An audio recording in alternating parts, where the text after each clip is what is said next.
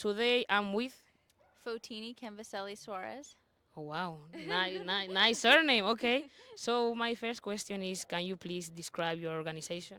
Yeah, so I'm with the National Right to Food Community of Practice. We're based in the U.S., and essentially it's a group of people who are working to advance the right to food throughout the U.S. So farmers, advocates, professors, lawyers, all kinds of people, Yes. community organizers who are gathering together to exchange ideas and support one another as they each work to advance the right to food in their respective communities and states. Okay. How will you describe the state of the right to food in your territory? I mean, your territory, the U.S., but where you work. Yeah, yeah. I think that right now is a really pivotal moment for the right to food in the U.S. We're seeing we had sort of in 2021 the first ever right to food state constitutional amendment in the state of Maine.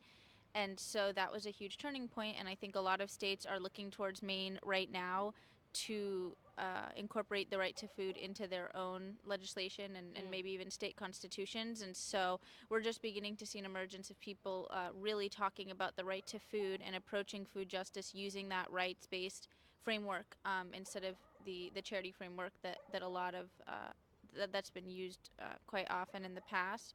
So I think right now, really, it's just about popular education and giving people the tools to really use the right to food in whatever way makes sense for them. Okay. What actions do you take in favor of the rights to food? So our group is really a member-based organization. So a lot of support to members in whatever way possible. So for me, I've spent some time in Europe over the last few months, and I'm hoping to bring sort of the international system as an additional tool that people can use in the states to advance the right to food. But also, the community of practice supports different members in local advocacy, community organizing, legislation, and sort of trying to build right to food legislation in their respective states, providing, hopefully in the future we'll be able to provide physical tools, so manuals and guides and other sort of educational materials about the right to food to really help to hand out to members and then have them bring that into their communities and sort of use it in the way that makes sense for them. Yes.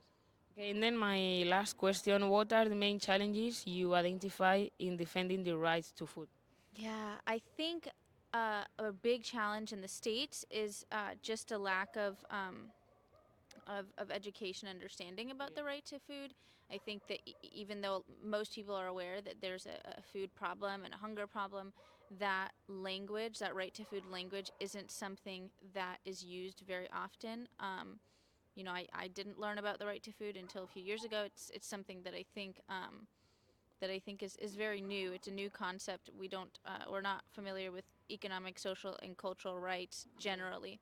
So that's a huge thing. I think bringing the right to food into educational spaces, starting with youth really, and then also bringing it into law schools and legal spaces so that we can begin to incorporate the right to food into our legal frameworks. And as we're thinking about social justice, using that right to food framework to address hunger and other inequalities would be essential. So yeah, popular education I think is a big challenge and something that could really help. Thank you for your time. Thank you so much. Okay.